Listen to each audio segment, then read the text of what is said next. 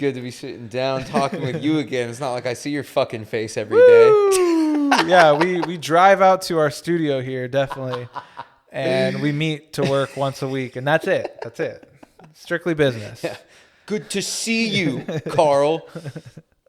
Billy Madison quote. Back at it. Yeah, back at it again. Yeah, guys, welcome back listening. Thanks for tuning in again, real fans. Real ones. Sticking around. Yeah, Matt, what are we talking about today? What have you been thinking about? I don't know, man. There have been a couple things on my mind, as I sit there and contemplate life like I do, sit there thinking about it.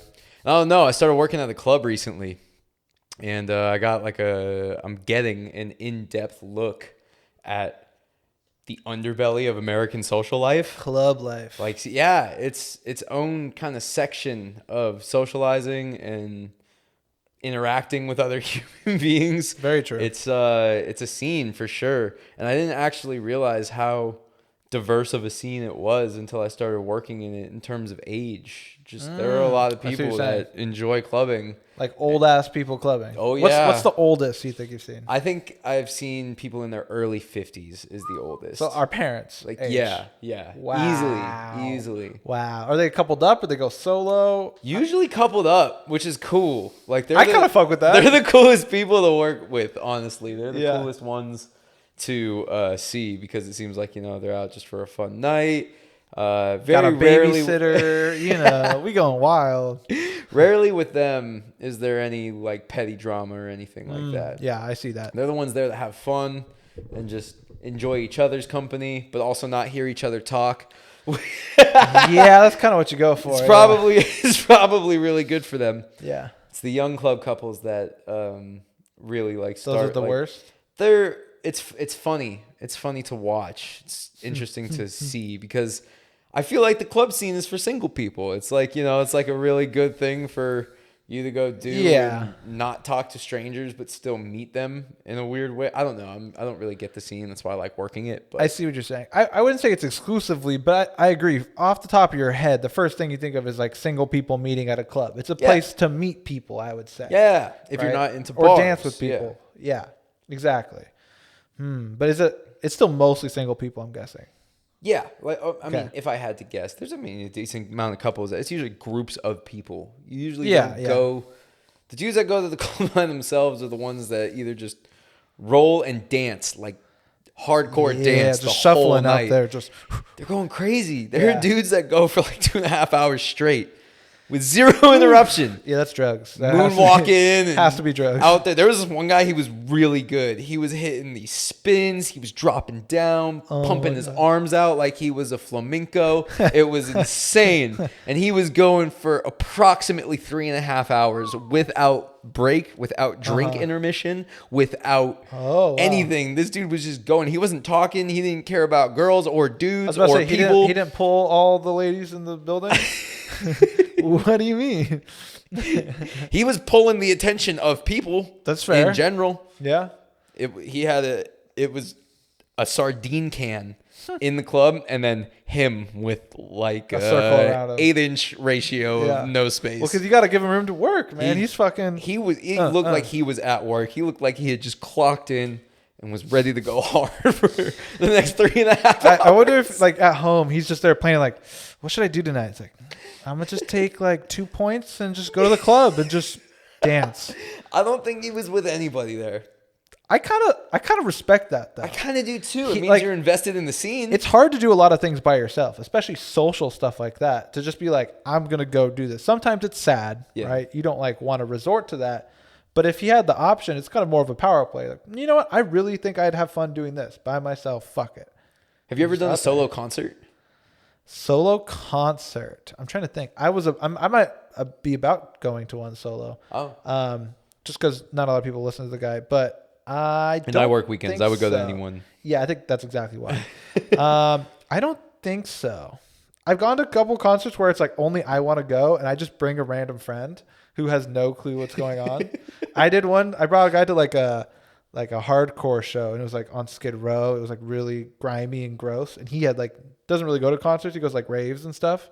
And there's just a guy like a 300-pound 6'2" guy just swinging his arms like he's gonna beat the shit out of someone, like going super hard. And he just looked at me. He's like a small guy too. He's just like, where the fuck are we, dude? Like, where did you bring me? Like, he did not expect the mosh pit to break out. Yeah, it's not just a regular mosh pit. Dude. Like, those guys are intense trying to hurt someone, pretty much. It's pretty much, if you get, they got a little bubble. They got probably like a, 16-inch radius, because like they will just swing, just pop you easy. But yeah, he was, I think, a little traumatized. Like, what the fuck is going on? But it was fun. But that's the fun length you'll go. You'll put somebody in that situation so that you're not at the concert solo. Kinda. I mean, I thought he might enjoy it, but you're right. Like, I didn't want to go by myself. Yeah, because I took it to the extreme one time of my dear college roommate Omar. What's up, buddy? No, he's gonna hear this. We were supposed to go see Too Short together in Reno, and I bought the tickets, and we were all good. I had given him his earlier in the day, and we were all set. Drove to the venue. I had 2 blunts rolled up. I had the Dutch Masters ready to go in the pocket. Shout out Jub Jubs. I hope they're still alive after the pandemic. It was going to be a great show. Omar looks down after we went to a liquor store to cop some alcohol, and he realized he had lost his ticket. And I tried to convince him. The fact that you had printed out tickets. Printed out. I bought them from the venue. Which is like old school. Old school. I bought them from the venue. But that's kind of why. Because you fucking lost them. Yeah. Damn, so, dude. He lost his, and I tried so hard because I wanted to see Too Short that night, but I was not going to go alone. He was like, dude, no, you're not buying me another ticket. And I'm sitting there trying to convince him to buy him another ticket. Yeah, just so you don't have to go by yourself. Yeah. And he was like, it ended up him being like, nah, I can't do that. I also don't want to double up on the money. I lost the ticket. Please go enjoy the concert, and it'll be fine. So I'm sitting there. I'm like, okay, well, not going to see Too Short alone. So I went and hit up one of my friends, and I went over to their house instead that night of seeing Too Short. You just didn't go see I didn't go. I didn't want to go alone. And that's the same way I would feel about the club, too. I could never be the guy going just to dance by myself. Yeah. If I can't go watch music live, if I can't go watch Too Short perform for me live alone, I definitely couldn't do the club like the solo guy. That's a great point. Yeah. Putting in his work. If you're going to, if you wouldn't even go see someone you're interested in, why are you going to go see a random DJ who's playing random music? Yeah. I could never club by myself. I don't think I could club by myself. I could go to certain concerts by myself. Sometimes people go. I've met people who are there by themselves, and they kind of just, hey, what's up? Like, try to meet people and like have people to hang out with, which sometimes works, sometimes doesn't. I can respect that. I'm not very good at that kind of stuff anyway. Like, I'm not the type to just go up to random people and be like, hey, let's be friends now. Yeah. Like, so I don't think it would be the move for me. But in that case, I probably would have gone to the concert, seen Too Short, and as soon as I was not feeling it, I would have left. Meaning I'd probably been there for half an hour. Because I bought the ticket. Well, we went early, too. Here's the thing. Here's what I found out. I would not have stayed for the openers. Here's what I found out about Jub Jub shows. And it's live music. It's what it is. But this is my first time going to like underground shows in a weird scene, which was Reno. Yeah. And I would have had to sit through approximately 2.5 to 2 hours and 45 minutes of whack openers to watch Too Short come out, play maybe 9 of his hits, and then dip off stage. So yeah, honestly, I just cut my losses. I agree with that. You want to have a better night that way. Yeah. It'd be a lot more most fun. Definitely. It would definitely be a good time. Yeah. So I think like what I would do there, I guess I would just give it up then. Honestly. That's tough though, man. Because you got the tickets, you want to see Too Short. I know. But like, I get it, though. I was just bringing that up because I can't believe that there are people willing to go do these activities alone in an attempt to meet people, but it doesn't seem like the most optimal social setting to meet somebody, especially a club where I'm working at right now. Well, it depends what you're meeting them for. That's true. There's this weird unspoken communication that takes place at the club. And maybe it should be more spoken.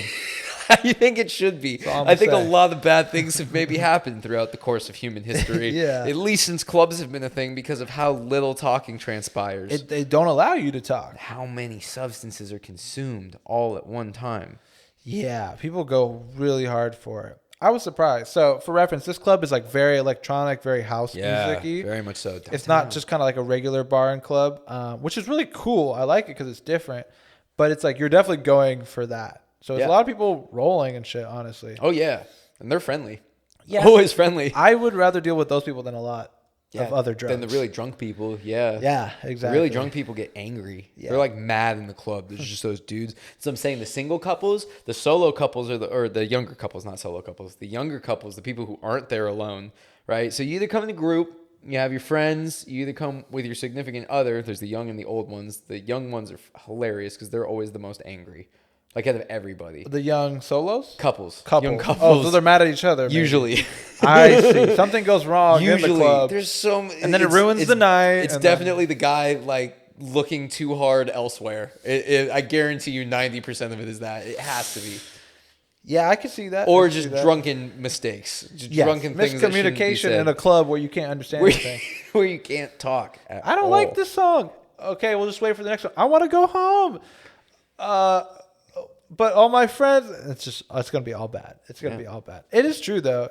It's funny, though, like, when you do get in the club, you get in this different mood. Even I do. Like, when I get to the club, I feel a different energy or feel. I guess that's why people go. Yeah. But it does kind of make me act different almost. But not like that much. It's like its own form. Like I said, it's its own form of communication. Amongst all these social groups that you see while working, it's different. One, it's inebriated. So it's not going to be effective at all. Two, it's generally nonverbal. I've been using sign language more than I ever thought I would in my life. Not real sign language, just, pointing at things, communicating with my hands, trying to make body gestures. It's smart. Screaming a lot. Dude, we're just like birds of paradise, just like dancing for our mates out in the club. It's what it is, man. It's crazy because the dudes that are trying extra hard to get laid, which are the single people in the friend group the solo runners. Of course. So one's a little creepier, but solo runners are usually creepier, but don't be fooled. Sometimes the people with the friend group, or if it's a friend group of all dudes, then it's like that's the hardest group to deal with by far. Yeah. Only slightly behind groups of all women.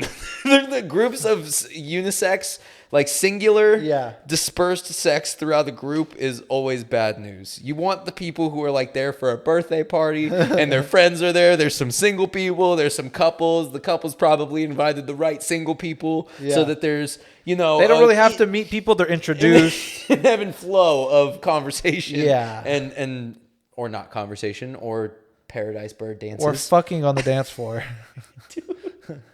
Have you seen that yet? I've seen hand stuff. Really? Oh, yeah. Easy. Wow. All the time. Yeah. Wow. It makes sense, though. I guess I'm not that surprised. No one really gives a fuck either. No one gives a fuck. Very, very rarely would anybody object to that happening. Mm-hmm. They'd be like, I get it. Okay. Yeah. It's super weird. fair. It's weird. It's very weird. It's weird. I don't like the club scene, but that's why it's interesting to observe from the working perspective. I'm just here to do crazy. my job and go home. But it's fun though. Yeah. It's funny watching the single dudes because you can tell which ones they are, right? They're the ones not on their phone, and they have these choreographed moves and these faces that they make and stuff. And sometimes they even go and put on like the costume. They do the feather flashing, just like the birds. Jesus. And there are dudes that go hardcore with the club costumes. What does that mean? I've seen 70s themed clubbers where they wear like sequin suits. They have afros and big glasses. Like wigs. I've seen a couple guys wearing wigs at bars recently. I was Yeah. like, what is going on? Everyone had like Jerry curls. I was like, why? People, I have never liked themed drinking. I'm not a fan of it. I mean, I'm a fan. Sure, for holidays it's cool, but No. for like random I'm a fan. dipshit occasions, I could care less about themed drinking. I agree. It might not make a difference for you, but when you do throw an event like that, people act differently. Kind of like we were saying, like if it's a themed night, people are going to be out of character. They're role playing a little bit. So Club You is going to be different than maybe 70s themed bar hopping day you. Disco me is different than club me. So if I'm going to go out to the disco, whether it's the same venue or not, I'm going to act different. You're having a bit more fun. You're being silly. You're probably going to be with different people. Also true. And you're also now like all in on this thing together. It's kind of a fun thing. I think there's a limit. Some people stretch it. College parties are like all the time. Oh, dude. I bet you saw the craziest like frat themes and stuff. It's like, why? Why can't we just can we just make this one themed party? But But it's not as exciting. It's like you've been to a million parties. What's going to make this one stand out? What's going to make it memorable? Ooh, we all go cop costumes from the dollar store and show up and do the exact same thing we would have done in our regular clothing. Yeah, so there's bad themes, but there's good ones too. There are some good really ones. good ones. I think Halloween is perfectly acceptable. Halloween's fine. I think St. Patty's Day, you should go a little hard with the green. Yeah. 4th of July, wearing the American flag nowadays, technically still illegal, never hasn't been. Oh, you're right. And also frowned upon for different reasons in the modern era. Yeah. I don't necessarily rock my 4th of July chubbies anymore. The 4th of July chubbies are a bit much, but I don't want to give up on red, white, and blue. I feel like we should take it back. Take it kinda. back? You Yeah. know what I mean? I feel like rather than just flag. Well, it's rather than just okay, now this means hateful people. Why don't we don't want our flag to be a symbol of hate, right? Yeah. So that's true. Take it back. We should try to own it back, which is hard. So then, all right, you know what? 4th of July, let's go hard. Let's look as white trash as possible. Go full bore American flag. You should get the mullet. I'll go completely bald. I'll shave my head, and we'll just go full American flag themed drinking for the 4th of July. So in that case, it would be okay for people who know us. They'll get it. They'll be like, yeah, they're not like that, but they want to. I don't know. We're taking back our country. We got to talk like that the whole time. Now that sounds fun. Is a good bit. Hold up, this is a good bit though. But what I'm saying is that's a themed party. We just came up with a themed party that we would have a good time. Take back at. the flag. We all act like Southern hicks, but are politically correct and kind. I guarantee you there are a lot of Southern hicks who are politically correct and kind. I agree. That's I agree. hilarious. Well, that's what we're trying to do is put that on display. That's great. All Americans aren't bad. So much potential there. Take back the flag. Yeah, maybe you'll see a skit. That might be a good theme, but for the most part, I see themes happening on Tuesdays. Why would you theme your birthday? My birthday party? No, Yeah. the theme is me. On my Exactly. That's what I'm saying. So some of these people have themed their Yes. birthdays, and there's a group of their friends, like you said. It's a certain energy. It's a certain flow. Well, if the birthday girl or Same people that rent the booze bikes, the people who ride around on those and Dude. woo everybody on the sidewalk. that would be so fun. See, you and I are different people. I know deep down when it comes to this kind of shit, you I and I love are it. completely I love different it. people. That Do you is want- so far from my idea of what I would want to do on any given day. I'm not saying it would be the thing I'd want to do. I would never pay to do it. But if you were invited. If I was invited and if you were invited, we would both have a good time. You know we would. We would. It would be more fun because people would do more wild shit. But then you're those people.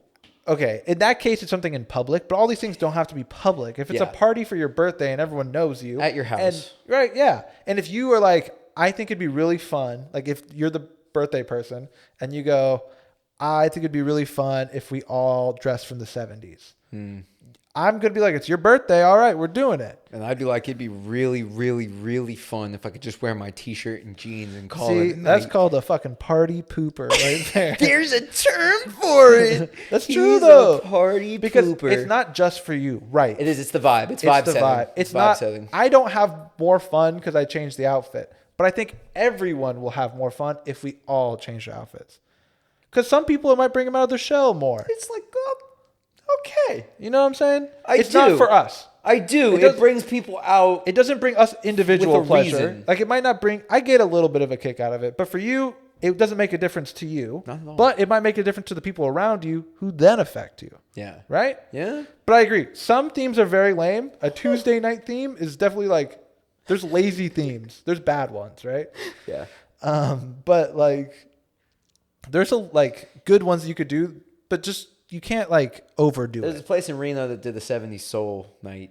They did a disco. Yeah. night. And honestly, everyone went hard for it. So I can And they- imagine that being pretty cool. And then they're playing disco music. Yeah. And normally you'd be like, what's the DJ playing? But that night you're like, oh yeah. Music is so it's big for going me at on. the bar. It Massive. completely determines the social setting for me. Yeah.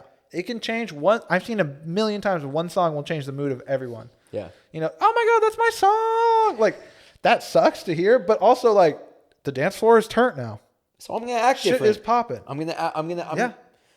Do you find yourself adjusting the vibe or adjusting to the vibe more in your social life? Do you dictate vibes or do you get in with the current? I I would like to say I prefer to go with the current. Yeah. But I do often find myself trying to dictate the vibe because shit is not popping at the moment and we need to get shit popping. But you hang out with me a lot, and I'm usually trying to establish the exact counter vibe. But like, you're mad because you're here at this club or themed party, right? Yeah. And we're mad because you're not having a good time with the themed party. We can both win if you just go out and at least try to have fun or buy in. Be a little fair. I definitely go out. I definitely adjust to the vibe. You do. At times. Totally. You definitely do. Just sometimes when I'm not having it, I'm not having it. I'm just like, but the thing is, that's in your head. You can just snap and turn it around. But there are times where it's weird because it seems like people are attracted to their scene, right? Mm-hmm. To an extent, too, where I have been there. Have you ever been in a club where you're with a group of friends, but you're the only group in there? That can go one of two ways. That can either be really turned. Or running shit. Or it can be just like sad. You're just like, what are we doing here? It's all the mentality and someone taking the first step to be like, all right, fuck it, we're running this place. Yeah. But if you guys are all awkward about it and no one wants to take the initiative, it's right. It's like a vibe, I guess, for lack of a better term. But yeah, that's why like I'm more of a person who like if shit is not going well, I'm not just gonna give up. Like, the night's fucked. Like I'm not feeling it. I want to move on. But what are you gonna move on to? You want to go home and go to bed? No. How about a pub? Or you want to go to a completely different place? Yeah. Change the scene. Change the scenery. I get that. Let's give it a shot. But the thing is, how is that going to be better? And also, you're going to upset everyone else who already likes the place. Yeah. Usually, I go with the majority. If the majority of people like the place, I'm going to go, all right, I'm going to buy in. I don't like the music, whatever. Let's laugh about it and have fun. I remember I was in Berlin, and I waited in line to go to Bergheim, which is this big, super famous like club, I guess. I didn't really know about it till I went. Yeah. German Euro club, right? We waited in line for like 2 hours. Oof. We didn't get in because we were American. And probably we didn't fit the theme. We weren't like BDSM goth enough or whatever. So then we go to this other club. But friends of mine were with like really wanted to go. I might have talked about this before. But literally we go to this other club. And it's still like a crazy club with like 4 different DJs, right? But the music is obviously worse. And it's like they're playing American hits from like 20 years ago. And I remember they played the... blue abu di abu da, right?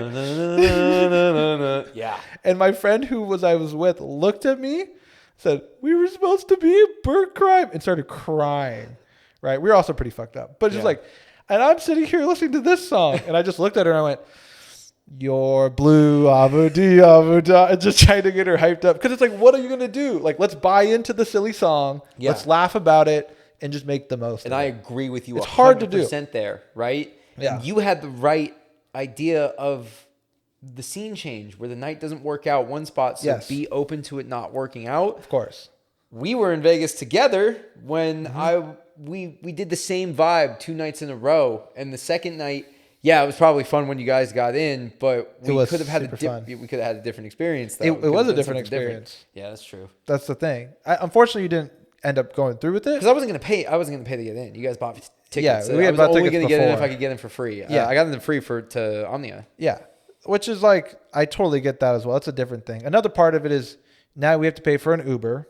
Now we have to pay to get into the next place. Now we got to pay for more. Like it's a big investment monetarily and time wise to then move to another place. Well, I just don't know why we did clubbing 2 nights in a row. Yeah, that's fine, but you should have said that. You should have curated the vibe then. I tried. Then you weren't the majority. That's true. So you got to go with the flow. So when you're the majority, you do just end up having to go with the flow most of the time, or you could be sometimes me where I'm a prick and just go with my own vibe anyway. Yeah, but like I just feel like it's better to go with what everyone's doing, even if it's not the exact thing you want. Adjust myself to an extreme. Adjust my idea of a good time. You don't even have to please adjust. The majority. You can just do it like sarcastically in your head. You could be laughing at what's going on the whole time. Like this is fucking stupid. What are we doing right now? And you just look at your drunk friends and go, you know what, this is silly. Yeah. And have a good time. But I was saying you had the right idea where you need to be open-minded to when certain things don't work out. Don't let it ruin the night. I never try and let it ruin the night. You don't do this. Yeah. So it's not like I'm saying, hey, you do. You definitely don't. But there's definitely times where I know this is not what you want to do. Oh yeah. I'm not too good at hiding exactly how I feel. No. I'm not really good at it at all. No. I'm pretty facial with my expressive. Yeah. So I think that's fine. But it's also just kind of like reading the room, figure out the situation. You don't want to be that one person, everyone's having a good time, and you go, let's leave, guys. And especially if it's people who maybe you don't know well, or they kind of just want to, they're like, okay, yeah, sure. And you might ruin the night for everyone if they go along with your plan. And then everyone's at a pub and everyone's like, I took 2 Mollies to sit at this pub. And you're just like, well, I got to watch the game and drink a beer. Yeah. Like, like it's just, everyone has different things they want, but it's just everyone gets their chance, Yeah. I usually just go with the flow, but I will try. Music's a big thing. So if I can get a hold of the music, I will, because at least then I can have something. Right. It's more like house party where you're dictating the vibe. Yeah. What's playing. Exactly. But you can do a lot of things at a house party, if you're giving out drinks or whatever, all that kind of stuff. But yeah, it's just reading the room, man. It's such a big thing. It's a hard thing to like read the room and socially like be aware of stuff. Like adapt almost, right? Yeah. Kind of fit what's fun for the group, the collective, also fun for yourself, and then kind of maintain that balance between your idea of a good time and everybody else's idea of a good time. And also sometimes, depending on where you're at, getting everyone to like you, like in a weird sense. I mean, totally. You can say you don't care about it as much as you want, but how you fit in within that group matters. Well, if you're trying to have how your dynamic is. Yeah, if you're trying to have a good time with those people, you have to bond with them and build connection with them to then have a good time. Like, of course, it's not. There's a difference between like being kind and making friends and like people pleasing, like ridiculously. Yeah. Obviously, if you're with a new group of people or people you don't know very well, and you all guys go to the club, like, yeah, you should mingle and buy them a drink or something like that. Just have a good time. But yeah, you don't want to like completely switch up. But you do make little tweaks. Do you tweak often? Like, do you ever find yourself going along with something or agreeing or finding that connection in a not disingenuous way, but like where you're not actually as into the thing as you say you are, or it's like it's the one bonding point, so you'll play on it even though it's really not something you're that into. Yeah, stretching the truth. Yeah. I definitely do it. I've done it. I'm getting better at not doing it, but so many times someone will mention something they're into, like we just not been hitting it off. They like this. I couldn't hate it more, right? And they finally say something like, "Oh, I like this one artist, and I know a couple songs," and I'll be like, "Oh, me too," just to like have a connection or bond. That's like the simplest form, but it definitely happens. For the most part, I used to do that a lot more when I was trying to meet people. Now I'm less of like trying to make new friends all the fucking time, which I should also get better at. But because of that, I kind of just say what I like and do what I like. And if they do too, great. If not.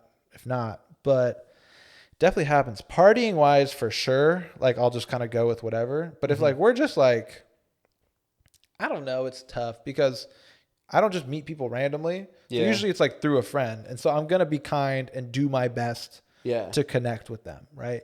If someone introduced me, like, hey, this is my new boyfriend, I'd like you to meet him, I'm going to try and be boys with him. Like, duh. Like, that would also be cool. And it might be hard, but I think everyone has something in common, so you eventually will find something, Yeah, but sometimes I don't want to look that deep. Like, I try and be as genuine as possible, but there are times where I don't necessarily want to dig deeper, and I do have surface level knowledge of something that they've said. So I'll just keep it at that. That's our bond, and I really don't have an interest in being more connected it's to like, you. That's our thing. Yeah. You fuck with Legos, I fuck with Legos. You like Man City, bro? You see that game on Sunday? Dope, bro. Yes, I know what you mean. I've definitely seen you do that as well. I don't have a ton of those. I do have some go-tos. Obviously, you have those with everyone. Yeah. I think your closer friends is you just have like hundreds of those, really. Yeah. Right? Yeah. Like, but I also have a lot of experience though, and memories. But those are also just things you have in common now, essentially. True. That's just another thing that you share an experience in. You share an experience as a Man City fan. You share an experience as, remember that one night when the cops chased us? Like, it's the same. In the end, it's a bond. Yeah. Right? So you have so many bonds. I agree. There's some I'll just be like, all right, we'll just leave it at that.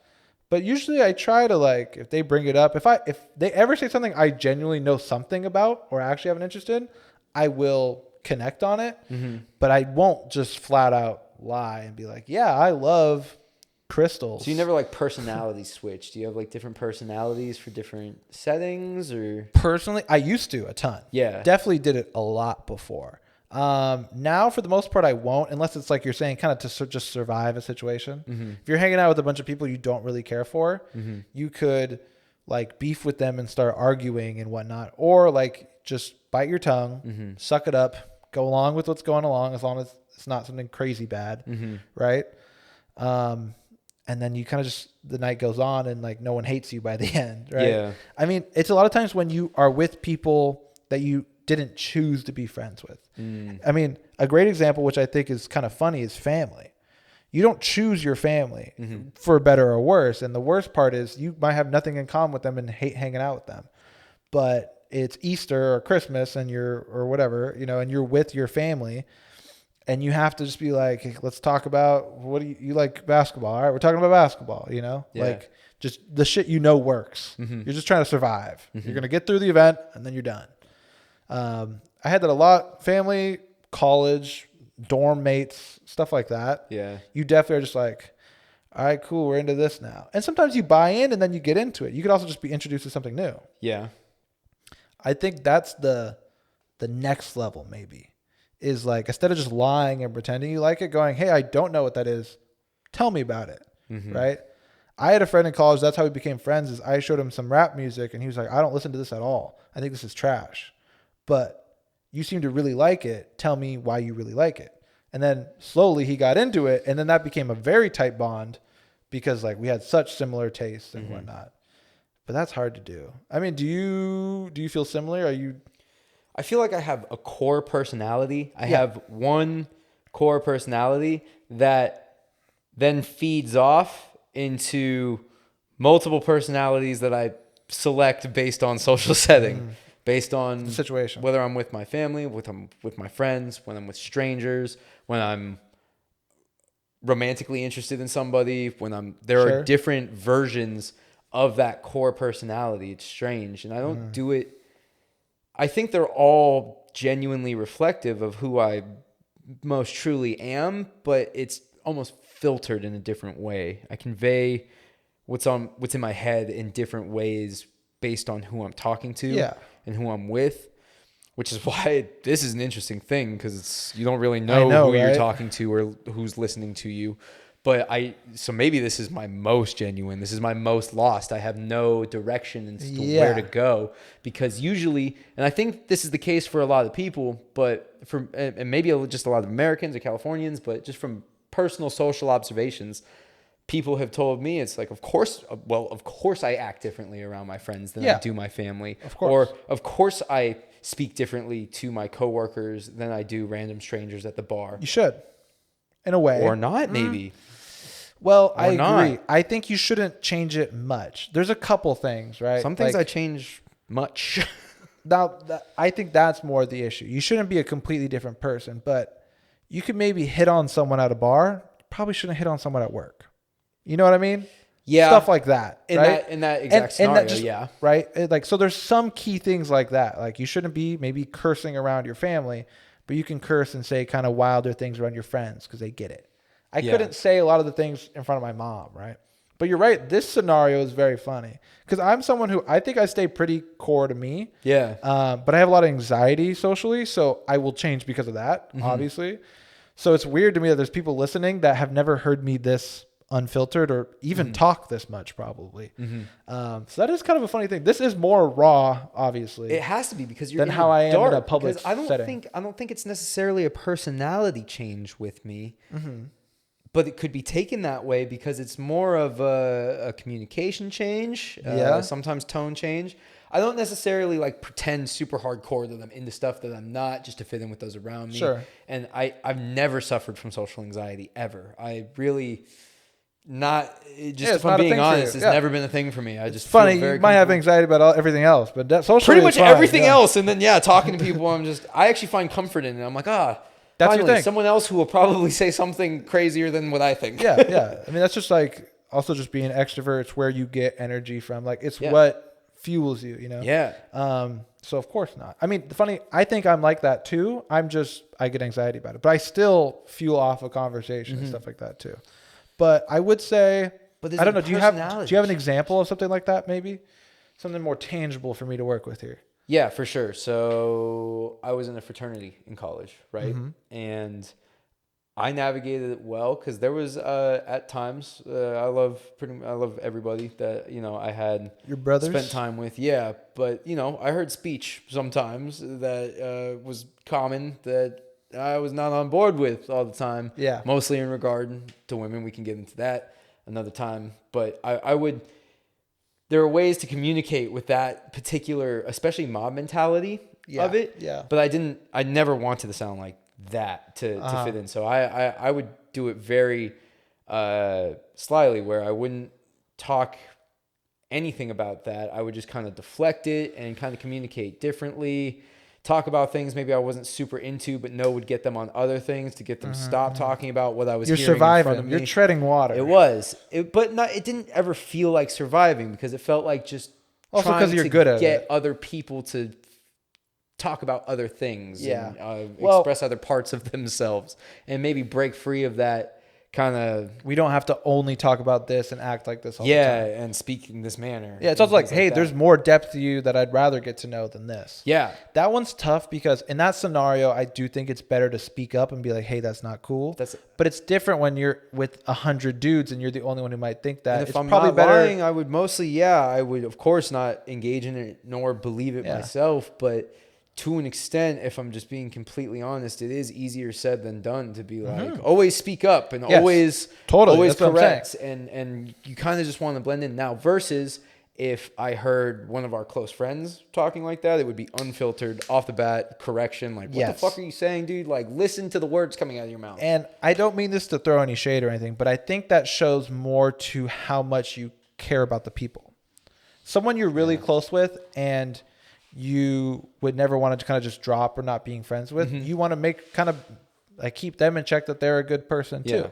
Right. And so if you see them doing something, you might want to say something because you're like, hey, I know you're a good guy. I know you don't mean this. Yeah. It's sounding like you're saying this. Hey, do this instead. Right. Because you're doing a nice thing. You're trying to really help them. Yeah. Realistically. And so there's some people that's either like you either don't care to help them or it won't help. True. Or it's just like if you're in a room full of like 30 dudes and you do that, it's not going to help anything. You would have to do it on the side or differently. So now in a less serious example where it's not necessarily helping or correcting or anything like that, but those would be two different examples of two different personalities. Yes. Yeah. I think being my assertive side versus my more reserved, cowardly side. Yeah. Honestly, cowardly. But I think everyone's done that. Everyone's been somewhere where someone says, like, whoa, I don't fuck with this, but I'm just going to survive this night. And then I'm just going to not talk to these people or something like that. And it can happen. And it does happen. And and it definitely wasn't everybody. It wasn't a commonality, but it happened. Of course it happens with everyone. Yeah. Yeah. Less serious example of this personality switch. Sure. I would definitely talk different to my In-N-Out coworkers. They knew a different Matt than the coworkers at, say, an internship. Matty B. Yeah, Matty B. That was me back in the day. I remember they're like, Matty B's here. I was like, who's Matty B? Matty B at 303. I was like, who the fuck is that? Yeah. That's funny. I was a different Matt there than I was at the public defender's office social gatherings, right? Well, that's also, it's older crowd. It's adults. Sometimes I was there with people in our age, just it's in a more professional setting. So what's it's the different difference? Sides of them, I think. You're just making less jokes maybe, or you're just acting more calm. Like in and out, there were times where I'd kind of let my ADD run like you a could while, dance a little bit, get into it, get goofy and stuff like that. It was a little bit more serious, and definitely not joking about the same subject matter at all. You're talking about smoking weed and stuff. Yeah. It's very different. It's just different crowds. So that's why I don't know. And that's what I'm trying to get to the bottom of. Is that truly a different personality, or is that just knowing how to make your way through a social setting? But does that lead to multiple personalities? Because it kind of bothers me a little bit. I've always had I've had a fundamental problem with the fact that I don't speak as freely as I do with you as, say, a supervisor. Yeah. I think there's two ways to go about it. One, I agree. I think you're just navigating the social setting. And in this world, unfortunately, you kind of have to do those things, right? To just get a certain job or keep a job or keep certain contacts, get through school. Like you can't talk to a teacher the same way you talk to your friends. You'll get kicked out of school, like straight up. So sometimes you have to make that sacrifice. I know people who really live that fully to their truth, that they don't edit themselves for anyone. And the issue is they maybe more personally happy for it, so power to them. But they rub a lot of people the wrong way. They might not get certain job opportunities, and they make less friends, typically. It can end up fucking you, but I feel like it's so noble. I feel like... I get it. That's what I'm saying. Like, power to them, because they probably are happier on the inside, and their friends are only people who truly fuck with them. Truly same in every social scenario. Yeah. But then also, you can't be in every scenario then if you act like that. Because then you burn bridges. Yeah. And then, you're not invited next time. Right? Because... that person said something I didn't fuck with, so we had an argument. The issue is those people often will maybe get explosive or argue or fight about it. There's a better way to go about it where you can be your truest self and kind of just be like, hey, I don't agree with that, but that's all. Have you ever had it where you have two of your different social circles where you may have a little bit of a different overlap with, and they cross over, and then you're kind of not sure which you should be? Yeah. This is what I'm saying. This kind of bullshit social nonsense, it creates these different it creates internal struggle that I think a lot of people struggle. I've struggled with it in my head, where self-identity is a huge thing in general. And then having to change that based on different social groups just to feel accepted and wherever you want to feel accepted. That's a weird thing to me. It is very weird. I always think of the Jimmy Neutron, Fairly Odd Parents crossover episode whenever something like my college friends met my back home friends. That was a big thing. How do you behave? Yeah. But on all those, usually I would only bring my tightest friends who really know me. So I never felt like I had to switch up or anything like that. But there's been scenarios. I had a group of friends in college who were definitely more, I guess, nerdy, for lack of a better term. I don't think nerdy is a negative connotation to me. It just means like you're into video games and Lord of the Rings and shit, which I all love. But then, I couldn't talk sports with them, right? Mm-hmm. But then maybe I have friends back home that we could talk about basketball for 2 hours. And it's like when those worlds collide, it's just tough because they don't have common interests. And I'm trying to link, where do you guys fit in with each other? Mm-hmm. Just to have a good social interaction as a whole. And so I don't feel like it's just giving... It's not changing completely. It's just giving different parts of you to different people, I guess. Different parts of you. So it's not like I'm going to tell the nerdy guys, fuck real sports. I only watch esports, right? I'm going to be like, I love esports. I also love the NBA. Yeah. Right. And I'll tell my NBA friends the same thing. Yeah. And they might go, dude, that's whack. I mean, I've told so many people that I play Dungeons and Dragons. They're like, that shit is lame as hell, bro. I go, cool.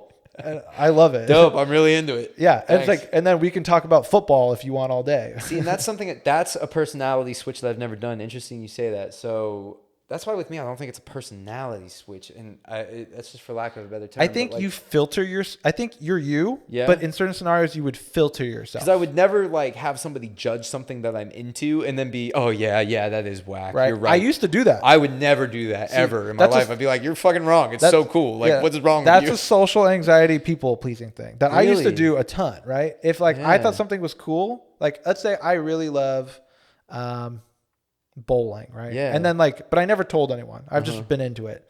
And then some guy comes like, yo, dude, I was watching this bowling video. That shit is whack as fuck. And everyone's like, yeah, that shit sucks. And then you just look, you're like, yeah, bowling's weird. Right? Are you really? But if it was my real friends, I'd be like, fuck you guys. I love bowling. If you're not comfortable, if you're anxious, are you going to now have to have an argument with someone, or are you just going to let it go and go with the flow? You never know if it's going to turn into a genuine argument right? You don't know. But the thing is, when you're anxious like that, you want to go with the easier path. And in that case, it doesn't feel harmful. It goes, who cares if they don't know I like bowling, right? Yeah. But you're sacrificing part of who you truly are. I think, and that's detrimental. And you lose who you are and confidence in who you are. Because now you think bowling is weird. So now maybe you don't watch the bowling video when you get back home. Which is the scary part. I think that's always been a skill of mine, is being contentious in a passive way. Yes. Where I don't necessarily, even if someone is really hot-headed and really likes to argue and go at it, I won't give them the fuel back. I'll argue with them, but won't give them the fuel to take it to the next level of either I would say being genuinely angry. You don't really argue, I would say. I'll drop my points, though. If you know this, I don't think I ever leave unspoken, but you're right. I don't argue. You definitely concede or go well, you suck, which is, I think, a really good way to do it, because it's doesn't change my belief on the matter. Yeah, you're not changing my mind, and I'm not going to keep having this discussion, right? I'm someone more where I'm going to try and change your mind if I'm close with you. If I'm not close with you, I'll probably be anxious and just be like, I could care less, man. If you think bowling sucks, whatever. I don't care. Yeah. Right. Which there's something to that. But most of the time, either I'll just stay quiet. Sometimes I'll just laugh. Like if someone says something kind of like that, I'll just laugh and be like, and that's like, I could be laughing like, ha, you're crazy, or ha, you're right. Like it's just something generic. Yeah. There's definitely a lot of filler, vague stuff that people will interpret in their own way. Yeah. I've never really thought about it like this out loud kind of, but you do kind of just like go with whatever. But it's interesting to say out loud though, because that's, I think, the weird part about social one talks about navigation is no one talks about it's very what is socially normal. What you have to kind of, no matter what group you're trying to get into, no matter what social circle you want to be in, yeah. kind of have to figure it out on your own. You're thrown Yeah. to the wolves at first, and you have to figure out the social cues. You have to figure out what's acceptable to say, what's Where you fit in. what's not acceptable to say, where you fit in. Yeah. Sometimes how to dress, depending on the scene. If you're going clubbing with your friends, Yeah. if you're in But the club like, scene, it might be. Like I, as someone who is very socially anxious, like spent a lot of time analyzing and thinking about that kind of stuff Really? growing up all the time. I wouldn't have guessed. Like, if I Looking didn't talk at- to you about that, I wouldn't have guessed. Well, I guess I'm fucking good at pulling it off. But also, I've been lucky that I've grown up with you and a lot of people who I'm not anxious around, right? So if it's like me and you and Jack, another great friend of ours, right? And like one random person, I'm not going to feel anxious. I'm safe. You know what I mean? If it's now me and 5 random people, less so now, but back then I would definitely be like, oh fuck, I'm on my toes. I'm nervous. My heart rate's legit going up and I'm being careful about everything I say. I'm thinking about it. Right. I remember like, I used to think, they think before you speak. Yeah. I would do it like times 2. Yeah. And I remember the first time I started talking without thinking before was college. It took me that long. Man. Cause then I got a fresh start. It was all new people. Uh-huh. So I was like, all right, fuck it. Like I don't have any preconceived, I'm gonna just start fresh. And then after that, I was like, okay. Yeah. But definitely it's like noticing how people shake hands or like stuff like that. I still fuck up on it. Like maybe I just noticed it, but like you bump into someone, like if it's a guy, how are you shaking hands? Are you hugging? What are you doing? Right. Most people don't even think about that. But I, back then, it's a little bit now still, 5 minutes before I go, okay, we're going to see these people at the dinner. How am I going to say what's up to them? And then where am I going to sit? Should I sit next to them? But then be weird because then I have to talk to that. Like it's like going. And then once you get there, you flub it because there's no right answer. The right answer is just be natural, be yourself. But when you have that anxiety, it clouds that kind of, Nuts, yeah. But once I was able to get past that and I just go with the flow, I realized, oh, I'm doing the right thing most of the time. Like my natural instincts know what to do. Yeah. Like I'll just figure it out. It's hard to have that confidence socially as well, but that's kind of like how you go out there. Mine's like an unknowing confidence because I've never had a heart rate increase worrying about what people are going to think. I almost have this natural filter where my mind just kind of naturally does it for me. Thank God. That's what I'm saying. The way my brain genuinely works, the way I talk, you're maybe thinking so much about what you're saying and everything is thought about. Especially when I meet new people, I'm more interested in what they're saying. Yeah. So me, it's probably the ADD brain, and I know my mind works this way, where it's just my mind moves faster than my mouth can process. So it's just It's a famous Jack Keane line. This is a famous Jack Keane line, but it's dumping words just into my mouth that are coming out, and there's not that refinement process because there's too many thoughts coming down. So it's just going out. So thank God, like I said, I was raised in the environment where I don't let too many. I have a natural line where I know there are certain things I definitely don't say. Exactly, but you don't have to worry about it because it comes naturally. I don't think it didn't come naturally. I think I probably thought that it didn't come naturally because of some trauma or history, right? When I was younger, like I don't know what it could have been, but something like someone makes fun of you because of the way you do something, right? So then you go, oh, well, I'm doing this wrong. Am I doing everything wrong? Right? And then you get in your own head and you start overthinking and you're processing. But realistically, just doing what you're doing naturally is typically fine, right? There's some things where like you got to learn. Like I remember seeing this like joke. It was like a meme or something. It was like, we need to bring bullying back because people be acting weird as hell. And it's because that made everyone conform to the same way because kids would get bullied and say, hey, the way you're acting is not okay socially. Change and act like us. Which is the reason why they want to get rid of bullying is because there's not one way to act socially. No. Right? But we kind of think there is. But so in society in that way where you're at a job or get something. in your bubble. You get in your bubble, Yes. and that becomes your solo way. But the thing is, people don't get in their bubble. If you're a weird kid and you act a certain way and you don't know anyone else who acts like you, and everyone at your school makes fun of you for how you act, you're probably just going to conform and act like how they do. Yeah. And that's like what sucks. With the internet now, that doesn't happen as much. And because bullying is, I would hope, less prevalent. But there are some things where you have to know how to act in certain scenarios. There's a balance there. I agree. But you should keep still, like I said, like my personality tries to be at the core of all of those different ways to act, ways to carry myself, ways to socially behave. Yeah.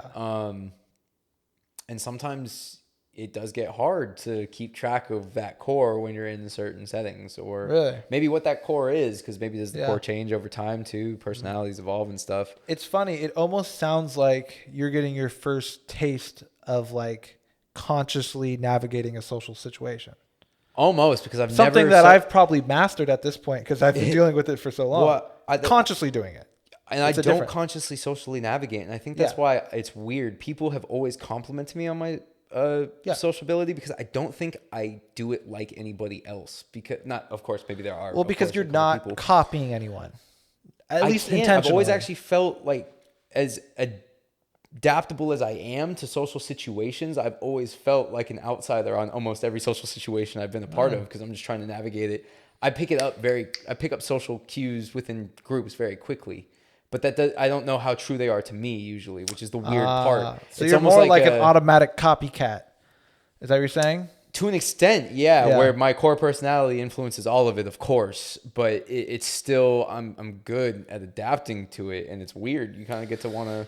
And I don't think about it. It's very rarely even thought of. That happens to everyone. Like if everyone in a group of people uses the same slang and you go out for a weekend with them, you probably going to start using that slang and talking the way they do. Bro?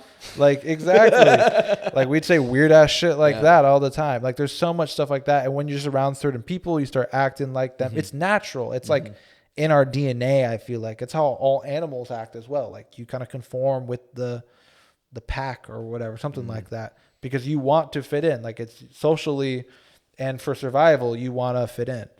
So of course we do it, but I don't think it's a bad thing. But I do, hats off to everyone who's like truly authentically themselves all the time and is able to do it without, making a ton of enemies. Like it's okay to rub some people the wrong way if you really don't fuck with them. Like maybe that's the sign they needed, that like, hey, maybe what I'm doing is not cool. But there's also a bad way to go about it where like, I'm right, you're wrong. Everyone fuck off. Like, I don't have to deal with you. We know people like that too. And no one wants to hang out with them either. Yeah. So it is really tough to find that in between. It is too. Do you always want to be your most genuine? Do you want to share certain things with certain people? Like in certain settings? Because I know for me personally, maybe you could say the same. There are a couple girlfriends, ex-girlfriends of mine that have seen bits of my core personality that probably no one else, not even you or best friends, have ever seen. Because it's just that's a different social interaction. That's a different That's a different you. Yeah. It's weird. Is it the same you, or is that a different you? Like I think it's get invested in a relationship. Well, it can be both. Yeah, I think so. Ideally, it's a deeper you, I would guess. Right. So like more vulnerable. You see me, probably most of me, right? But maybe my girlfriend would see. Just a certain emotion of me that would just never come up in any situation we've ever been in. It doesn't mean I wouldn't show you if it didn't arrive, but that button has never been pushed, right? You know what I mean? Like I've never. So it's just different. Right? It's not different. It's the same. You've never hurt me the way if like a girl cheated on me would hurt me. You know what I'm saying? Like that only evokes a certain type of emotion that only a girl who I'm really invested in could press that button. So of course that comes out then. It doesn't mean like you couldn't do something equal or similar. It's just that's that, and only that person can do that because we're invested in that case romantically. I think that's like family and like your partner are probably the ones that like get that extra side of you, right? Just because no one else, it's just not possible, right? Like my brother could say anything he ever wants to me and it like doesn't matter, right? Like not anyone can do that. Truly, like could punch me in the face and it's just like, okay, it's fine. Yeah. Like So It's interesting. I feel the same way about my family. I feel the same way about a lot of the close friends. exactly. But There's a different level though, you know? but that's what I'm wondering. Is that a different me than Does I think what so I'm that's trying to the get to thing. the core of is Does it it is it a personality different you? switching or is it layers of personality? Yeah, I mean that's important. That's important to figure out. Do you feel like you're switching? The thing is, you don't consciously think about it, I but don't like. it's That's hard. That's why it's so hard for. That's why I like thinking about it when I'm not socializing. Because Well, when I'm socializing, you it's very can't hard tell. for me to think about it. Yeah, you can't tell. Occasionally, when I was like really anxious, I would say shit and be like, "Why the fuck did you say that?" Like, like on the inside a little bit, but like not to the extent of like where I'm like, "That was so not me." Yeah. It was just like, "Oh, that was stupid" or something like that. I mean, an easy example is like if, like you're saying, you want to share stuff, right? If I talk to someone and I share something with them, and to me it seems like they're disinterested, and because of how I work, I almost assume people would be disinterested. So unless I get a good reaction, I usually just drop it. There's some people where they'll talk your ear off about something and you could be pretty clearly like, I don't give a fuck. And they just keep going. Yeah. I respect that because I would say something. And if I don't get like a strong positive reaction, I go, they don't care. And like, just give it up. I'll carry on a little bit. I think I'm still good at reading when someone has finally heard enough. Yeah. Yes. I think there's an in between there too. Of course. And if it's someone you care for, you should give them the time of day on anything they want to talk about. Like if it's important to them and they're important to you, that thing should also be equally important, right? So maybe it's not something I'm interested in, but if you care about it, I should also care, and I'll give you the time of day for it. That's like tough though, and that's something like family. Like I could talk to my mom for like a week straight, Yeah. Same. just about nothing, right? Because I know she kind of just has to put up with it, and she will, and vice versa, right? Like she is interested in whatever. It's like a classic mom or any parent's just like, oh, honey, interesting, cool. And just like loves just to hear anything. Yeah. That won't happen then. Even a friend of mine, not in a bad way, would they just be like, dude, you've been talking about Transformers for 2 hours and none of us have even seen a Transformer movie. Like, Can you shut the fuck up? yeah, which is also fine. But that's like a better way to navigate. And that's people Yeah. bouncing off and figuring it out. you know? Yeah. It's crazy. So like, how would you define your personality then? What defines personality? That's really hard. Isn't that a difficult thing? We hold our personality so dear, but how often do we actually sit back and ask, what is my personality? I don't know if I hold my personality dear. I do. I hold my self-identity very dear to me. I hold my self-identity. That's not wouldn't say- personality? Those are two separate entities? I think it's a little different. Your self-identity is kind of like who you are really on the inside. I think your personality is more what you give off to people. Which Those don't overlap? they should be the same is kind of what we're saying, but they're really not. I guess what I'm saying is Definitionally, they're different. yes. They could be the same thing, but they don't have to be, right? Is it better or worse for them to be separate or the same? I think you should be as close to the same as possible. Right? Yeah, I would guess so. But like also there's stuff about my self-identity that I don't need to share with people or give to people. It's just something I think about myself. You know what I mean? Like it's not like I have to go around telling everyone, hey guys, look at me. I'm this kind of person, right? Yeah. Like I don't feel the need to always share like that. Like it feels fine to me. I'm confident in myself that this is who I am and I don't need to seek the approval of those around me. So maybe I just don't bring it up in my outgoing personality, I guess. Okay. Does that make sense? It does. It does. And that doesn't necessarily sound even like a personality switch. No. There's no, or That's what I'm it's saying. different aspects of that connectedness between the personality and the innermost self. Right? Yeah, I guess so. I mean, it's tough. Well, what was the initial question about personality that we thought was tough? How do you define your personality? What I is think your that personality? is like, so things that to me, what makes up your personality? what I think your personality is like just the way you interact with people. To me, that would be it, right? Because only people who really get your personality are other people. Identity, you can self-identify with whatever the fuck. But personality is how other people receive you more so, I guess. Right? Let's just I don't know if that's the right definition or the right words to use.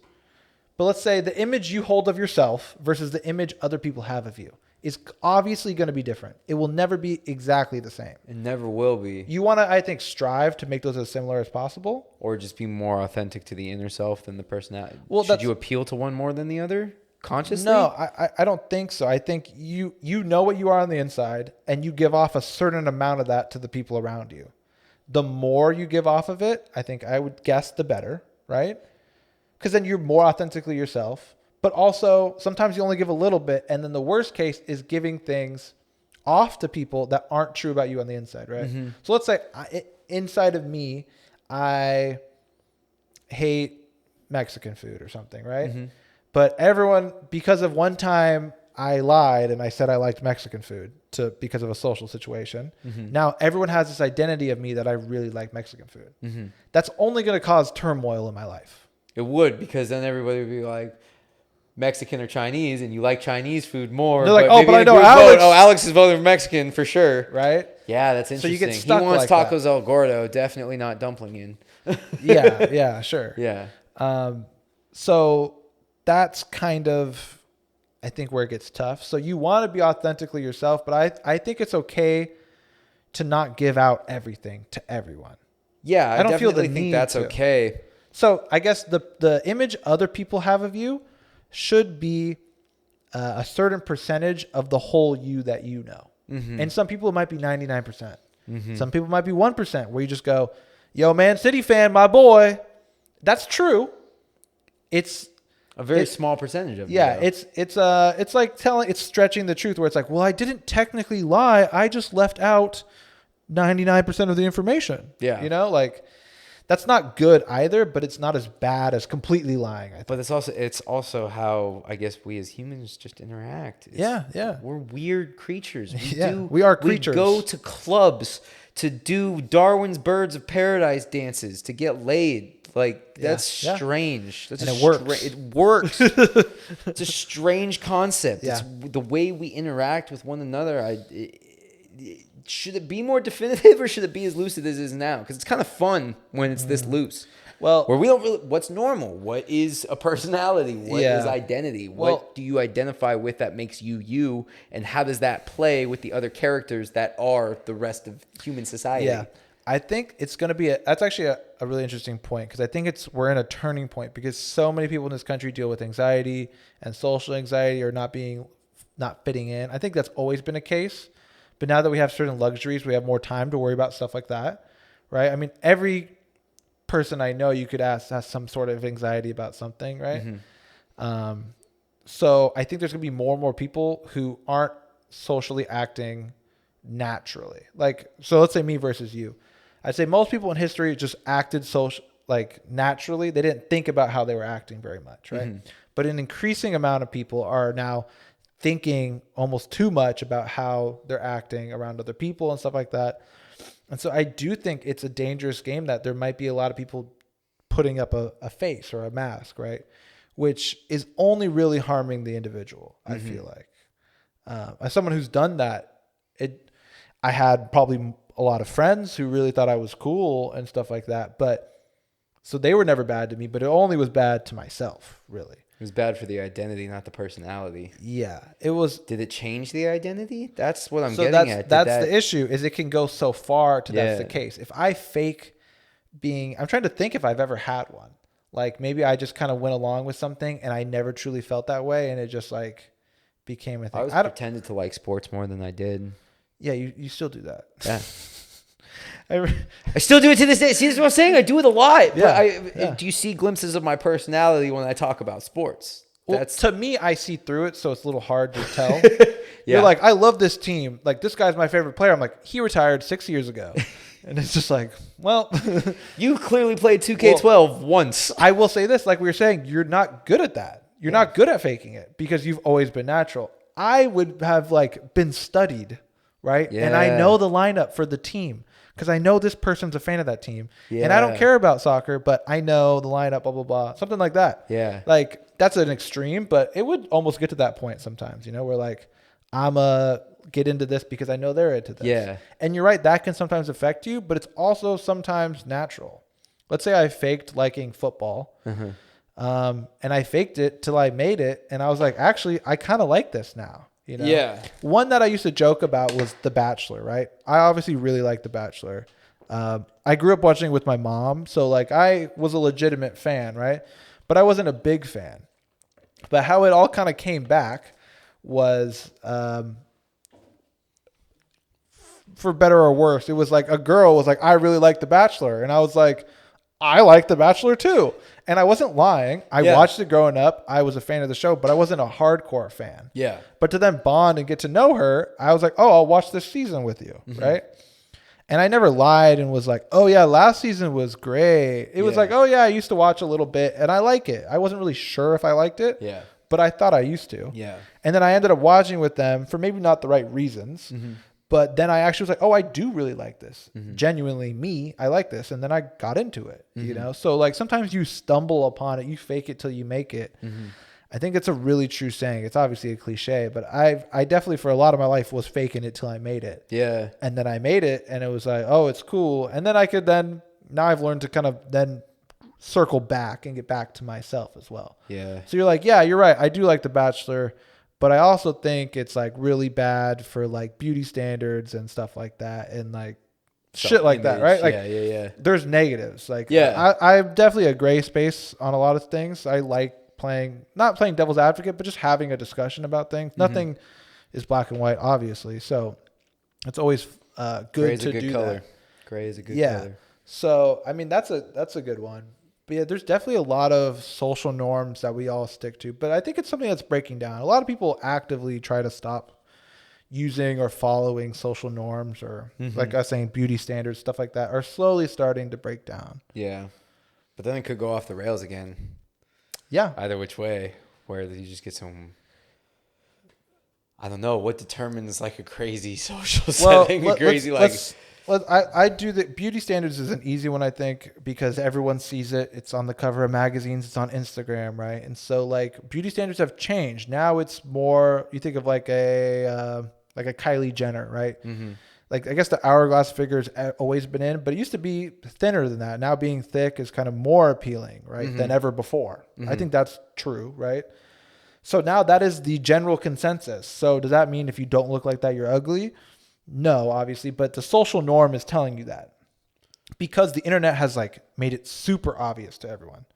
But the internet has also allowed for these like micro groups to then also find things they're into. So yes, the social norm is having a fat ass is super hot, right? But there's also an opportunity to find a space where people with, you know, eyebrow piercings and green hair are super sexy. But there is, because that's what I'm saying. Kind of it can go. Yeah, it's personal. It's personal taste. I think the social norms grew. Yeah, that everyone, like, even if you ask the green-haired girl what is like the stereotypical sexy, she would tell you it's the Kylie Jenner whatever look, you know. But they would also know that there's people for them out there, and so that doesn't matter. Everyone's more aware of the social norms now, I think, because of the internet, but also there's more opportunity to find your space.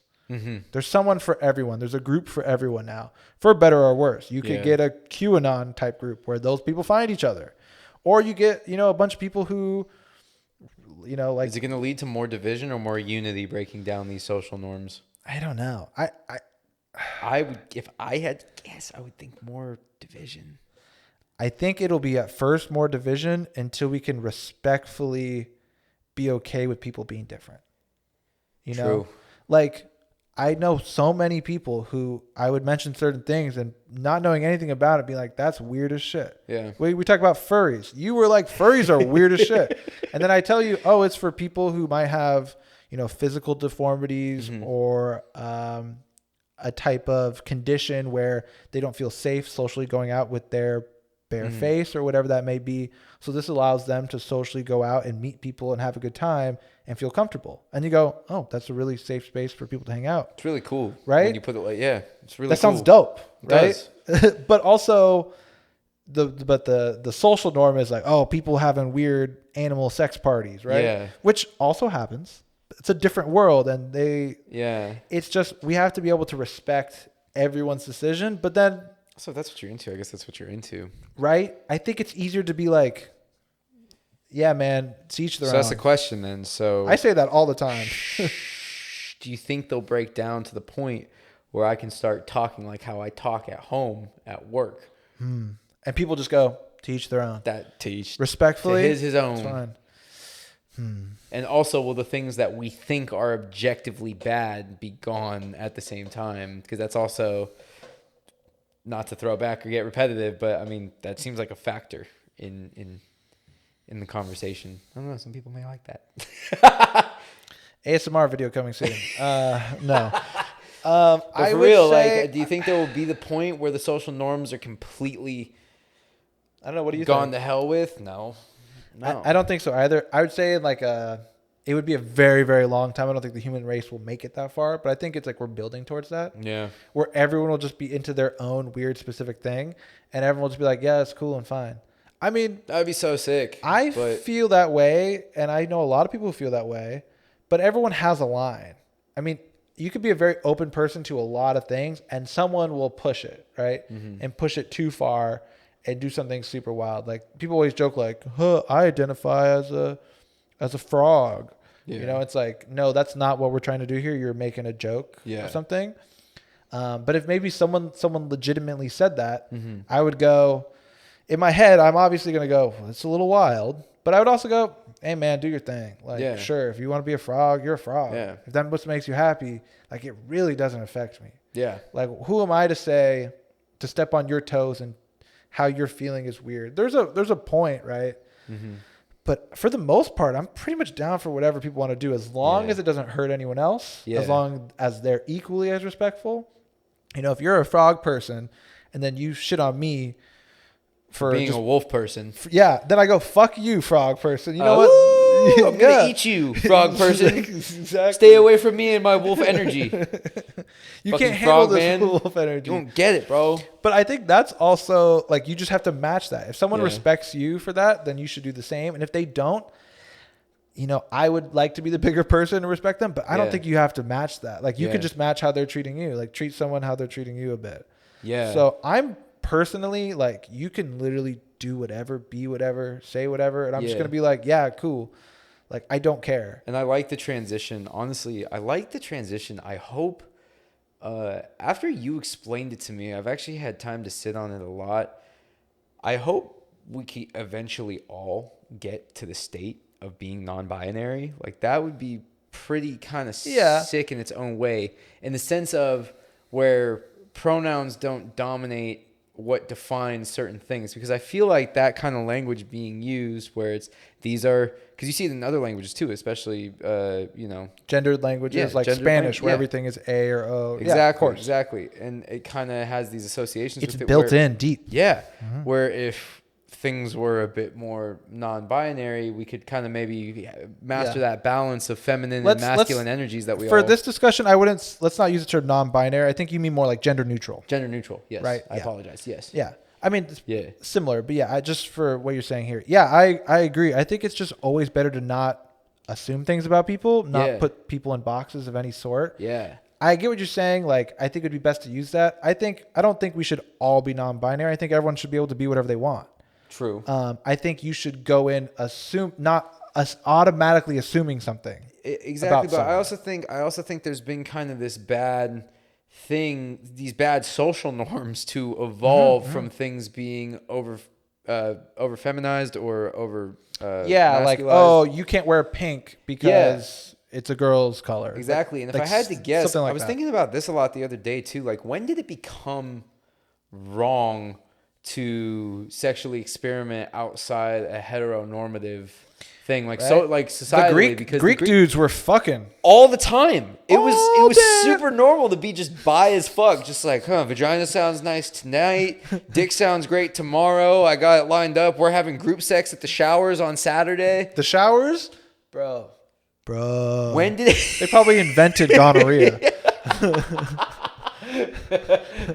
Exactly. Yeah. So at what point did we start was a long time over-identifying with these kind of social norms of male and female and experimenting with homosexuality is wrong, or being gender fluid, or being gender neutral? When did we start putting things in boxes? Gender? Anything. When did we start telling people how they have to act? A lot of it's very old. A lot of it's like from the Bible. type shit. Maybe actually I wouldn't say from the Bible, but Yeah. from the interpreters of the Bible. Yeah. Like, stuff like that, right?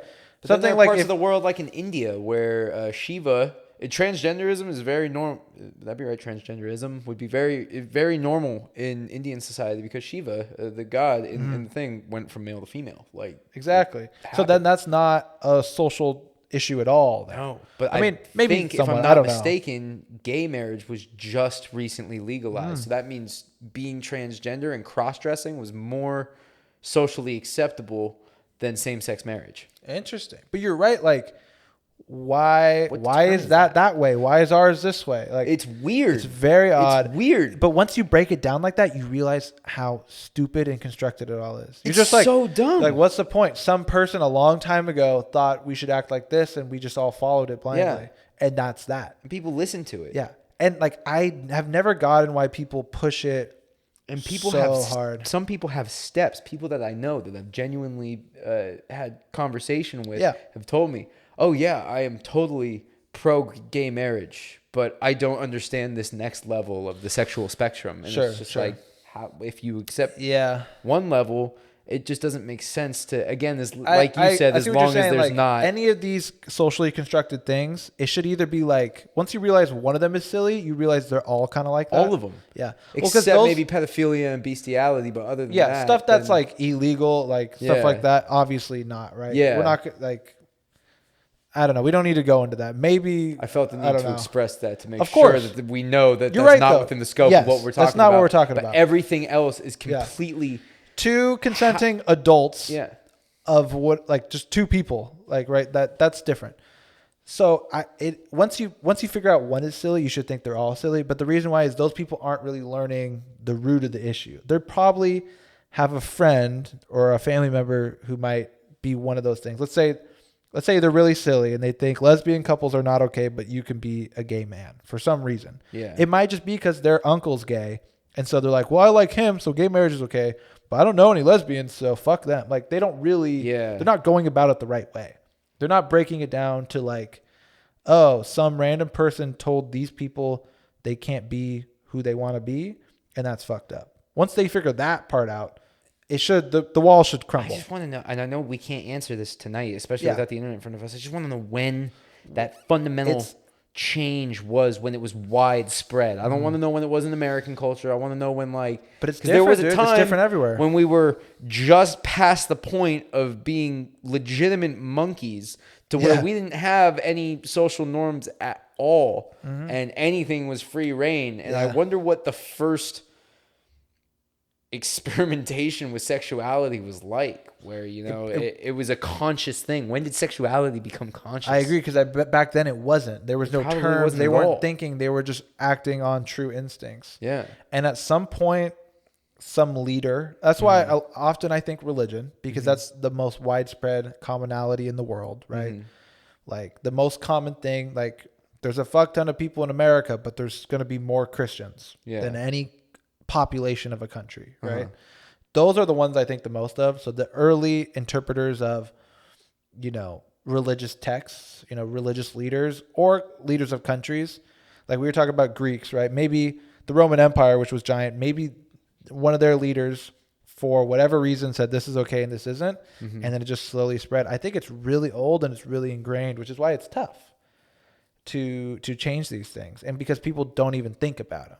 It's cool that we're like almost evolved enough to like consciously go back and go, hey, why do we do that? And I bet we have things we don't even question that we just think are normal, but probably maybe we should question. It's just so silly to me to box it all in. It is silly to me to gender things and to not recognize that the masculine and feminine energies of the universe exist in everything. Yes. It's just very silly. To tell anyone who's not yourself how to act or how to be is pretty silly, I think, or stupid outright. Like, Dare I say? I'm not gonna say it. Improvement, baby. This is what we're talking about. But right, you might not know that that's like not, okay. Yeah. But like, it's such a massive thing that I don't know how we get people on board with. The people who are against it typically are people who, not in like the political sense, well, maybe, are conservative and want to conserve their old ways and values that they've had. And they feel like these social things changing is going to ruin what they expect, right? Well, like now my son's going to have to play with the girls on the soccer team, and that's not what I had, and I don't like that, right? Or whatever it may be. But I just think we're slowly working to break it down. Like, I mean, the high school we went to was a separated boys and girls school before, who got different educations, like because of that point. And it's cool that even a Catholic school like that is now changed. And while we were there, we got gender neutral bathrooms, which is not like the end all be all, but I think is a step in the right direction, especially when it's coming from a Catholic institution. Like, I'm going to take what we can get and, you know, baby steps here. But like, I hope we can evolve to that point where it's just like, we just let people be people. It just seems so easy when we talk about it. Right. Especially amongst, it just seems so fucking simple. But the thing is, I know so many people who oppose it. I know so many people who are not okay with it, or even unconsciously don't think about it. I mean, and if that's you listening, I get it. Like, we all grew up in different environments where you're taught, it's ingrained in you to think this way, and this is true and this is not. And so it's hard to like unthink it. And like I'm saying, we have tons of those things we probably don't even know that we're doing wrong. Like, we're not masters, but I just think having that conscious idea of like, I'm gonna just let people do what they want. I'm gonna do what I want. I would never want someone telling me how to act. That would mean for all levels, whether that's sexuality or personality, social norms, things everything that we do, the way that we navigate interacting with other human beings. It's always weird to me how much of a fundamental issue, and this is just observation, I'm not saying it's data or fact, it's just observation, that how many of us have fundamental issues with the way other people behave, and we don't take people for how they are. No. All the time. I mean, so many people always judging. Yeah. Like something like, if we don't want to go like a crazy topic, like my dad growing up was forced to learn how to write with his right hand in Guatemala. And he's left-handed, grew up left-handed, right? Yeah. And like, that's something. What? Why? It's not even something touchy. It doesn't change who you fuck. It doesn't do any of that. Right? Yeah, it doesn't. It has no effect on anything else. You might bump someone at the dinner table or at your desk, right? Or you look funky while you're writing with your left hand. Right? And like, oh, it would be a little harder to use certain scissors or stuff. There's stuff like that, but like, you will make do. Like, that's not a big deal. But they were doing that, 50 years ago. And in some countries, they're still doing that. And that's, if we can't even do that, like, that's where it's like, oh my God, this is so hard. And that's why I do think, like, that's the thing, we're behind in America and still so far ahead in so many different ways. And that's why I do hate when I like the criticism of the states. Yeah. But I think especially people whose parents, sacrificed their lives to come to this country and stuff like that, have a different perspective on it. We're like, no, we are very lucky to be here. We could still be critical and say we have a long way to go, but I would rather be here than where I'm being taught to write with a different hand, right? Yeah. If the social norms are that strict on handwriting, imagine what they are on things like sexuality. Exactly. So huge. Bro. And that's almost willing. It's almost willingly, not willing. It's unconsciously willing to continue the ingrained cycles. Yes, we're passing it down without knowing. It's just there. And there's no thought as to how it's taking place. And it just continues to get passed on, where you see in certain communities around the world where, correct me if I'm wrong, but the guy who's in charge of the Philippines right now, like, hunts homosexuals down and drug users down. I don't know like the stories and details, but people are put to extreme penalties. Persecution. Yes, almost. It is persecution. Yeah, and there's exists. There's obviously still tons of religious persecution. There's tons of stuff like that. That's not to say in the United States that there's not communal persecution where members of your own community persecute you in certain ways. And you could also say police are persecuting black people in this country. Like, there's tons of issues that are affecting us as well. But I do think it's silly to be like, I can't wait to leave this country. I want to get out of here. This place is the worst. Like, all right, chill, blonde girl. Like, relax. Like, like some people, like if I remember, I'll never forget. I think I said this before, probably. Wow, we're fucking 15 episodes, not even, and I'm repeating stories. But we went to Guatemala and we were at like a distant family member's house, and they had a pool. And my brother liked it, and he liked the house, and he was like, "Dad, why don't we live here? Why do we live in America? This is way better." And it was just this like, my dad was just like, "You don't understand like what I had to do. Yeah, it's way better. Like, you have no even understand." He was a kid, so he didn't like spaz on him like that, but it was just like, You're so lucky. You want them to take it right? seriously. Like, So listen to what I'm saying. I could never go to my dad and go, man, America sucks. Can we go to a different country? He'll be like, what? I gave up all of this so that you could be born here and you want to leave? Yeah. Be like, what? Like, I feel like he would want to slap me, you know? Like, I would never say that. Like, I would find it disrespectful. But that doesn't mean we can't be critical. It but doesn't mean you can't desire going elsewhere. No. Don't expect it to be paradise in comparison. I think where we're getting a little, we're getting a little greedy, especially in our generation. Yes. I see it where it's like we always want everyone better. else is so much better. Like you people, the Morocco border, people will literally risk their lives, risk falling into a medieval torture trap of barbed wired cylinders. We're talking Morocco, the border that we are less than an hour from right now. Yeah. That my father had to cross, and tons of our friends' families, you know, like had to risk their lives to get across. Like that's a real thing. Yeah. And I would just feel disrespectful to even be like, let's get out of here. This place sucks. There are definitely better. There's definitely better places. Have a positive spin on where I'm going. I would want to. Yeah. I wouldn't want to go where I'm going in spite of America. No, it doesn't. I'd want to go because there's new opportunities there. I should say it's not about leaving or something like that. It's about saying this place sucks. Yeah. This is the worst. You see it all the time. And I get that because that's how you feel. It's like the immediate reaction. Of course, you're upset about something this country is doing to people. Me too. But like, I think there's a balance there. We have to take a step back. Yes. You can be very critical and just as hard and want just as much change while understanding that there are people in worse situations too. Yeah. And like we've talked, like traveling will broaden your mind like that so much. Like you said about Morocco, I went to Morocco and it was insane. Like there's no same-sex marriage there. It's obviously like a religious country, so all those rules apply. Yeah. Like I remember there's this wild thing that, and also you just can't like date. There's no real dating culture. It's very weird. So you can't get a hotel room with someone of like a guy and a girl can't get a hotel room. That's all they have there as well. Can't get a hotel room unless they show their marriage certificate. Isn't that insane? Because you're not allowed to like be intimate until you're married like that. So just me and a friend couldn't go get a hotel room until we brought our marriage license. And I remember my friend was telling me that. I was like, that's so fucked up. And he's like, do you know what's good for though?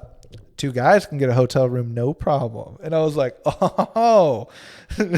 So that's how they loophole the system. Like if you were a gay guy there, you'd be like, well, I got this to work with kind of. But even that's just as taboo to them, obviously. But it's weird. That's something they don't even consider. I bet they're against that. The young people get it, but the older people think, well, this is the way it should be, blah, blah, blah, blah, blah, right? And so it is changing because of the internet, and now we all share things. So they see America, they see, oh, you could be like this, and it's okay. It's just weird how stuck in social norms that we are. Yeah, I think about it frequently. I really do, because like I said, part of me, and this is just personal, again, I'm good at navigating it, but in most social situations, like in 99% of social situations, I feel always, and maybe everybody feels this way, but I always feel a little bit like an outsider, just a little bit like I think not everyone catching it, you know? I mean, everyone does. No one's going to be like... and it's just interesting to me that they're so in place, but like I still strive to abide by them. I mean, I used to, for a little bit, I was trying to like really consciously ignore every social thing, right? Yeah. And even with certain words, like changing the connotation of words, and something we talk about often, frequently, because I don't use the socially constructed connotation of some words, I guess, on like the smallest scale. Like I said, nerd or something like weird might have a bad connotation. Yeah. If someone called you weird, you'd be like, what the fuck? To me, I find weird as like not necessarily being a bad thing. It just means you're different. Or if you're nerdy, it just means you're into this kind of stuff. It doesn't have a bad connotation to me. But if I were to use that socially amongst other people, it will be taken the wrong way. Yeah. I can't just go call someone weird and then be confused why they got mad at me. So I still have to know the social construct in place, I guess. In this case, in words, we have this binding contract that these words mean these things, right? There's so many social norms too outside of words as well. Like we said, there's the whole club communication, which is almost entirely nonverbal. Yeah. There's ways to conduct yourself when you're standing in a line. There's ways to conduct yourself when it can go completely past that. And every human being has this innate power deep within them. We were talking about the vibe at the beginning. Yeah. But we all possess the power. Shout out Omar. We all possess the power to fuck up any given social situation that we want. We can act an absolute fool at any point that we would like. And so seldom outside of the heavy drug using community do people actually take advantage of that power. Yes. It's very, very true. I mean, simple stuff, even like, for example, something we used to get railed on in middle school, I remember, was you should walk down the right-hand side of the stairs. Yeah. If everyone goes up the right side, we can all get through. And if we all agree to this social contract a bit, we can all walk make the stairs efficient and not bump into each other. But you could go and walk on the left side and just fuck the whole thing if you wanted to. You could go down the up escalator. Yep. You know? Yep. And like some of those things, that one works, right? But like there's... Imagine walking into a bank and just going, woo! Yeah. While slowly stripping off all your clothes and getting completely naked. Well, that's different. That's not okay. But I'm saying we all have children. that power. There's children. You're right. Okay. You're right. Okay, so Doing the funny dance. Let's not do the naked part. Then I get your point. jumping up on like the bank tellers thing, not robbing the bank or anything, but just causing a ruckus. This thing is, that's disrespect. You're harming now other people. And that's where I draw the line, right? Yeah. Is like by going... But then it's psychotic if you're doing that alone. It's psychotic if you're doing it in front of other people too. I'm just saying it's kind of fun. No, we I rarely actually think about this power. I think it's fine to do it by yourself. You can dance as funny as you want. People sing in the shower. That's the whole idea. Yeah. Right? But if you're not going to get on the top of someone's desk while they're working and step on their paperwork and dance. Yeah. Right? Like that's rude. That's different, I think. So there is like some things that have to stick, like walking on the right side of the stairwell. So the social norms to an extent are a good thing. They contain that power that we all have to fuck a vibe up. Yeah, that's just keeping us like in check in society. That's society. And like kind of like when you talk about work, like you can't talk about certain things at work because it's not meant for the workplace. Maybe that shouldn't be the case, but also maybe it would fuck up the workplace. If you're going around flirting with every girl at the workplace and that's okay, it's going to fuck up the workplace, right? Yeah, totally. Or like there's some things that should be okay. Like maybe you should be able to curse, right? Yeah. And some workplaces are better at that. For example, like the new techies places, right? You don't have to wear, like at my job, I work for a tech company. We don't have to wear a tie or a suit or anything like that, right? I mean, I work online at the moment, but like I could just go business casual or casual, you know, like I just wear whatever. Like that's not a thing. Yeah. So we're slowly reeling it back, but I wish it was a little faster, I guess, but it's because we don't know what might still be needed.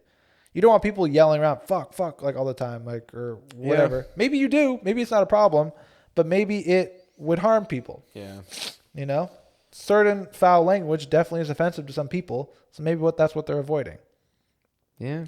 I just think as long as you're not harming anyone, say fuck every social construct or norm or whatever you believe, as long as you're not causing anyone harm. Stay truest to your identity. And you're staying truest to yourself. And if your truest self is a cis white male, then man, that's what you are, bro. Yeah. Like, do it. And making, I guess, but don't step on anyone else. Yeah, but we didn't really come to a conclusion as to is it, you know, can your identity be a piece of shit and your personality be a good person? Well, I think does that make you a sociopath? A little bit, but what's better though? It also might be you trying to make that change. On the inside, you want to do all these bad things, but you know that's not okay. You know you want to be a better person. Yeah. So you fake it till you make it. And I would rather someone fake it till they make it and actually make it than to just be an asshole all the fucking time. Yeah. Or like if you could be an asshole, but like actually a bad person. Yeah. I would rather have them fake it. Right. There's people, everyone has bad thoughts, right? Everyone has part of them that wants to do bad things and people don't act on it. Is that not being true to you? It's like, no, that's being true to the person you want to be. Yeah, that's a very good point. So I think I have dark thoughts often that I immediately follow up with, what was that? Yeah, let's be real. Yes. Let's be real for a second, buddy. Everyone does that. If you don't do that, like you're lying, right? Yeah. So it's just like everyone has those thoughts. Everything's coming through and it's taking the stuff that you want that to be you, right? So if you watch The Bachelor and you like it, all right, man, however you saw it, you like it, you're into it now. Yeah. If you don't like it, you don't like it. That's it. So I think you just want to like Every person just build to be the person they want to be and hopefully show that as much as they feel comfortable to do so. I wouldn't lie and show other things, but just give off what you want to give off. Yeah. You don't have to give off everything, but don't lie about it either. Yeah. I think we'd be good. I think so too. I'll be a lot more accepting, you know? Yeah. Just be who you want to be. I was thinking of a song. That's not a song, though. You can make it a song. Pop punk album 2022 coming Be soon. who you want to be. I like that little melody you had. Stay like, true to yourself. It sounds like one of those like pseudo Christian rock groups Sounds that like would Cartman come to song. our school. Or a Sounds like a song. South Park Cartman song. Yeah. Well, they would twist it in some awful way. And with that, man, I think our rec of the week, we are in total agreement of this week. Overcooked 2. Yeah. We've been playing this game Overcooked. I played it. Nintendo hits every fucking time. Well, they have so little misses in their catalog. It's not a Nintendo game, but not? we played on the Nintendo Switch. But it's on PlayStation. You can on your computer. You can on Xbox. Oh, you can? Yeah. It's just a company that made it. But it's a party Still, game. Nintendo hits every fucking time, but Yes. It's in the vein of Nintendo games. It's like a multiplayer party game where you like are little cooks in the kitchen and you have to get the orders out in time. It's pretty fun. We end up yelling at each other like, "Where's the meat? Get the buns in. Get the buns in. We need to start the rice. Who's doing dishes?" Like, it is very fun. Yeah. We've been playing it. I think it's just like remember to like. We've been playing a lot of solo games. Kind of like, oh, we could do things together. So I think Mario that's fun Party, too. Mario Kart, Right. And go if, through the Nintendo classics. You'd be surprised how many. and if someone fucking tells you hits there are, you're lame and you're childish for like Nintendo games, tell them fuck to 'em. Fuck them. Tell them to fuck right off. say, And Nintendo "Hey, is the shit. I enjoyed this shit. If you'd actually give it a chance, you probably would too." Yeah. Don't say what I said. That would be bad. Man, do what you want. Fuck everything we just said the last hour plus. I'm just kidding. Well, no, fuck the social norms. Fuck the social norms. Punk rock, baby. But be kind and be respectful and reflect what you're given, I would say. Alex and Matt save humanity. And with that, I think we're out. Yup. We will see you guys next week. Please let us know what you want to hear from us, what you want to see. Follow us on the socials. As always, be looking out for that upcoming YouTube content that's going to be completely different from the podcast. Yeah, I was just throwing up random finger signs, like for no reason. Because you're doing you, man. Yeah, fuck everyone. Peace. Peace.